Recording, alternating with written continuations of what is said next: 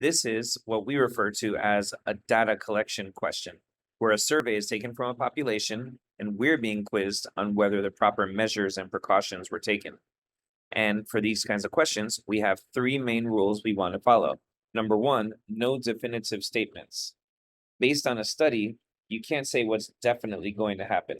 For instance, if we take a sample of 100 students from a high school and ask them how many of them like a certain social media app, and let's say 90% of them say they like the app, then we can say it would make sense if 90% of the students at the entire school like the app. But we can't say that 90% definitely like it because we didn't actually ask all of the students at the school.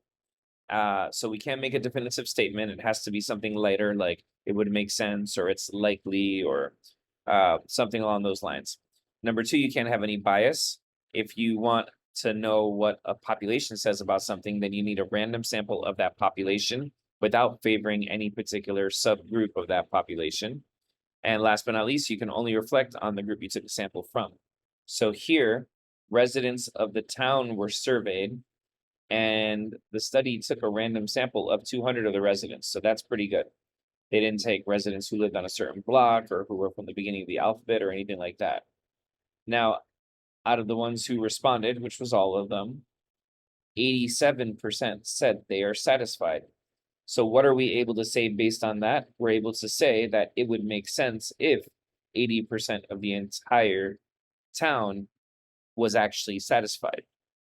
But like I said before, because we didn't ask them all, we can't say that 87% of them are definitely satisfied. And so look at the statements. Of all the town residents, 87% would definitely say they are satisfied. That's a definitive statement. Number two, if another random sample were surveyed, 87% would say. In other words, they would definitely say. So both of these are definitive statements, which is why we can't pick either of them. And so the answer here is going to be A.